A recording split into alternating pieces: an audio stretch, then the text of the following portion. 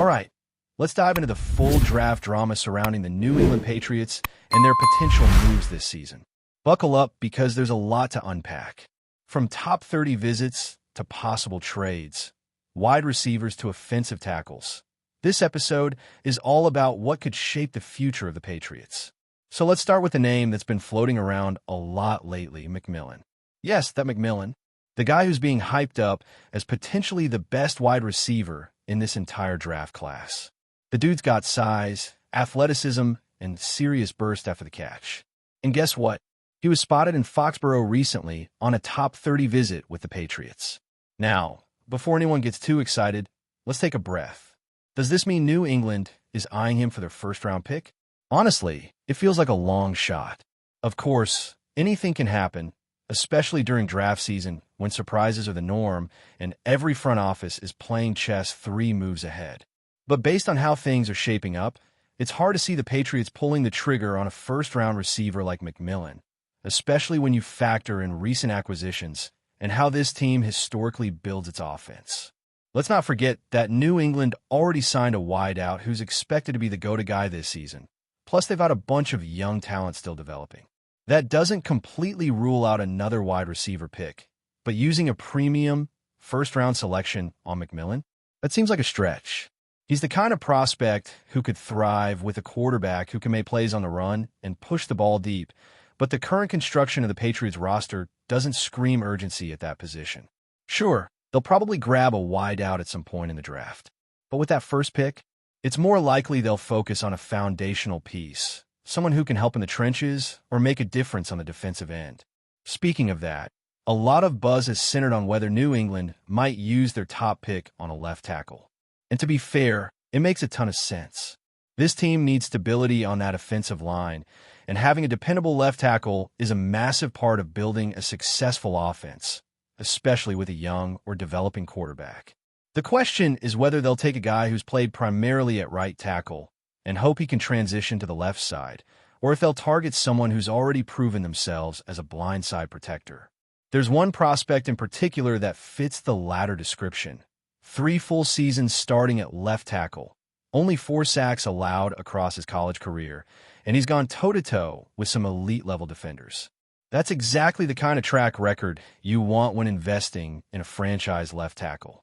Now, if New England decides to trade back a few spots, say, into that 10 to 13 range, they could still land that player and possibly pick up extra draft capital in the process. That's a win-win. But of course, it depends on how the board falls and which teams are willing to dance. If the Patriots can't swing a trade, or if their top target gets scooped up earlier than expected, they may need to shift gears. There's another highly athletic lineman who's mostly played right tackle, but has the tools to potentially slide over to the left side. He clocked in a blazing time at the Combine, something like 4.91 seconds in the 40, which is ridiculous for a lineman. The problem is he's got limited left side experience, just 1 snap at left guard in a goal line package last year.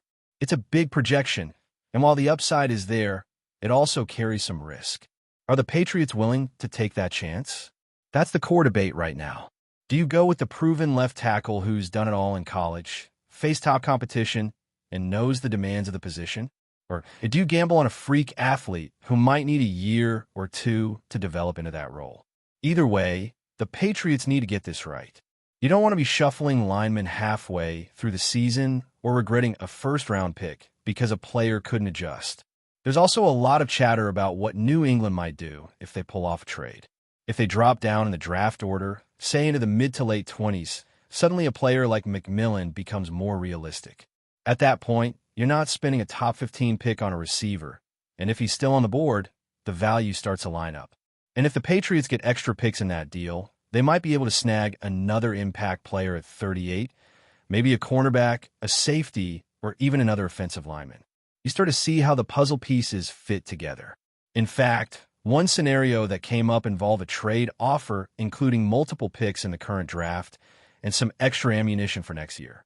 That kind of deal is tough to ignore, especially for a team that's in the midst of retooling its identity. Building through the draft isn't just about nailing the first pick. It's about hitting on multiple selections, adding depth, and finding players who can contribute early. And let's be real, The Patriots haven't exactly lit up the draft in recent years, so nailing this one is going to be critical. Back to the draft board. When the Patriots are on the clock again at 40, there are a few interesting names still in play. One of them is Matthew Golden, a wide receiver with real upside, and another is Derek Harmon, a defensive tackle from Oregon who could provide immediate help in the rotation. You also have guys like AZ from Boston College who impressed in his matchup against Michigan State. My personal favorite college team, by the way. And then there's Trayvon Henderson, a running back who's tempting if the Patriots want to get creative on offense. The middle rounds are where things get really spicy. This is where you find those hidden gems, the rotational guys who develop into starters, or the ones who become key special teamers. One player that's been getting some comparisons to McMillan, though maybe not quite as polished, is Savon Williams. The Patriots might pass on him this time around, but his name keeps popping up. And then there's Dylan Sampson and R.J. Harvey in the running back pool, plus a few intriguing tight ends and offensive guards who could be long-term developmental pieces. There is also some love for Fairchild, a guard who brings toughness and versatility.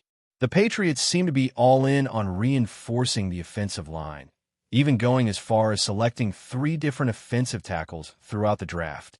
That's commitment. One of the last picks included Charles Grant, an offensive tackle out of William, and Mary, who's flown under the radar, but could be a solid developmental guy. Then there's the pick that might raise some eyebrows, a kicker. Yep, you heard that right. With so many teams struggling in the kicking game last year, maybe New England is ahead of the curve. Or maybe they just really wanted their guy and didn't want to risk waiting. And just like that, the Patriots wrapped up with 11 total selections. A mix of offense and defense, high-floor prospects, and high-upside flyers.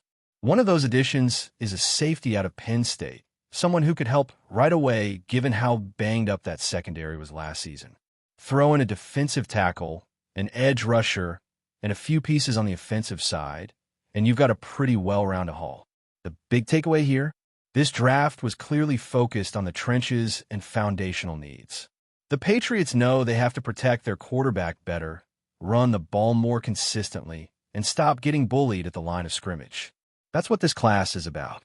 And if even a handful of these picks pan out, New England could be looking at a much more competitive roster heading into next season.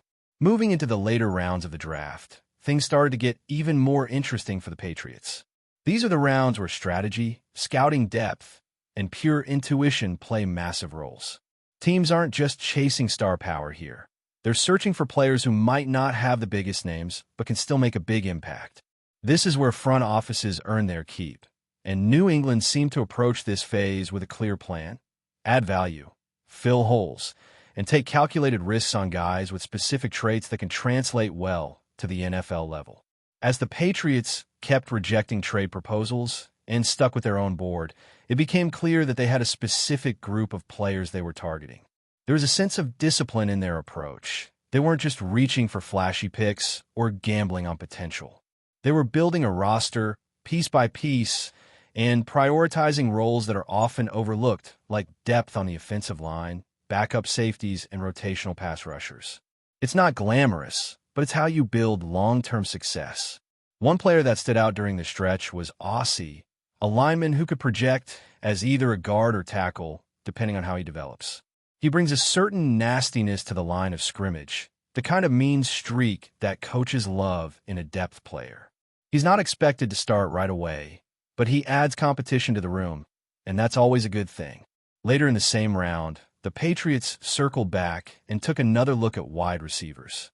While Savon Williams was still available, they decided to go a different route, holding off for a better fit down the line. Dylan Sampson's name kept coming up on the board, and though he's a solid option, the Patriots didn't seem sold on him at that point. Instead, they made a defensive move, grabbing a safety from Penn State, Kevin Winston. This pick made a lot of sense. With the Patriots safety group banged up last year and lacking consistency, bringing in someone with Winston's background could add needed depth. He's disciplined, reads the field well, and plays with an edge. He's the kind of player who may not blow you away in drills, but shows up on film. You can count on him to be in the right place, make open field tackles, and not get lost in coverage. Shortly after that, the team added Charles Grant, an offensive tackle from William and Mary. He's another guy that most casual fans probably haven't heard of, but if you dive into his tape, he's got the tools to be molded into a contributor. His footwork needs refinement, and there's a bit of stiffness in his lateral movement, but he's got long arms, plays with leverage, and finishes blocks. He fits the mold of what New England likes to do with mid to late round offensive linemen. Draft them, coach them up, and let them develop behind veteran players. That method has worked before, and they're clearly betting on it again here. What surprised a lot of people was the decision to use one of these picks on a kicker. Not because it's a bad idea. They clearly need one, but because the team chose to do it this early rather than trying to snag someone as an undrafted free agent. It could end up being a smart move. Special teams have always been a priority in New England, and securing a reliable kicker who can contribute right away is one of those underrated decisions that could swing games later in the year. If this guy pans out, no one will question the timing. If he struggles, of course, it'll become a talking point. That's just the nature of the position. Later in the draft, the Patriots explored defensive tackle options again. One name that kept popping up was a player out of Alabama, someone with the pedigree of playing in a high-level program and the physical traits to anchor the interior. He's not flashy, but he's stout against the run and knows how to absorb double teams. In the NFL, you need guys like that. Players who don't necessarily fill up the stat sheet, but clog lanes and free up linebackers to make plays. He's the kind of pick that might not get much love on draft night, but will absolutely matter on Sundays in December. Now, as we rolled into the 7th round, the Patriots still had a few needs they wanted to address. They hadn't drafted a linebacker yet, and that's a position where depth is always valuable. Linebackers in today's game need to be fast, instinctive, and capable in coverage. While the elite ones usually go early, there are always gems who slip through the cracks. And sure enough, they found someone they believe can contribute. A player who might not have the ideal size or testing numbers, but just knows how to play the game. These are the guys who make rosters because they hustle, they tackle, and they're willing to do the dirty work on special teams. By the end of the draft, the Patriots had added 11 new players to their roster. It's a class that leans heavily on offensive line reinforcements, which isn't surprising considering the state of their current depth chart. They also hit on a few defensive spots, brought in a kicker, and added skill position players who can grow within the system. You can tell the strategy wasn't just about chasing upside. It was about adding layers to the roster, giving themselves options. The goal isn't just to find day one starters, but to identify players who can be molded, coached, and developed into long-term contributors. One of the big takeaways from this whole draft process is how intentional the Patriots were with each pick. There was a rhythm to it. They didn't panic when players came off the board or feel the need to force a move. They passed on trades when the value wasn't there and stayed focused on their board. And when they saw an opportunity to grab a player who fit their mold, they didn't hesitate, even if it meant reaching slightly on paper. It's that kind of discipline and long-term thinking that often pays off down the line. The left tackle situation remains one of the most intriguing storylines from this draft. It's clear that the team knows they need someone reliable at that spot. Whether it ends up being a first-round pick, a mid-round developmental guy, or a future trade, the front office isn't ignoring the need. They just want to make sure they're investing in the right player, not just any player. Because getting it wrong could set the offense back another year. And that's not something this franchise wants to risk, especially with the AFC getting more competitive by the minute. There's also the ongoing conversation about McMillan and whether or not he could still end up in New England. The door isn't completely closed. If the Patriots find a way to maneuver back into the early 2nd round or swing a deal that brings them extra picks, he could still be an option. But based on the way things played out, they might be more inclined to roll with the receiver room they've already built, led by their recent free agent signing and rounded out by a few young guys with upside. McMillan's highlights are fun to watch. He's got the separation, the hands, and the ability to line up outside or in the slot. But it all comes down to fit, and it's not always about the most talented guy. It's about the right guy for the system. If you take a step back and look at this draft class as a whole, there's a lot to like. It's not going to grab headlines or lead off every sports show, but it reflects a smart, methodical approach to team building. The Patriots didn't reach for flashy names. They focused on identity, on toughness, versatility, and fundamentals. These are players who might not start right away, but give a year or two, and some of them could be pillars of this roster. The draft is just the beginning. Development, coaching, and fit will determine whether this group succeeds or not. But the foundation is there. Now, it's about turning potential into production. Before we continue, don't forget to subscribe to Patriots Hub and give this video a like. Your support helps us keep delivering the latest updates on our New England Patriots. And don't be shy. Share your thoughts on the news in the comments below. Imagine watching Fred Warner, the relentless linebacker, shift from the elite defense of the San Francisco 49ers to the hallowed turf of Foxborough. A potential move that could shake up the NFL landscape. What if one of the most dominant forces in football today were to become a cornerstone of the New England Patriots defense? What impact would his leadership, versatility, and unmatched skill bring to a team looking to reassert its dominance in the AFC East? The idea is as intriguing as it is electrifying, and here's why this could be one of the biggest moves of the 2024 season. Warner, who has established himself as a true force on the field, was drafted by the 49ers in 2018 and quickly became a centerpiece of their defensive unit. His 2023 season was nothing short of extraordinary, earning him Pro Bowl and first-team All-Pro honors. Against the Dallas Cowboys in Week 5, Warner posted a monster stat line, including a sack, an interception, and a forced fumble.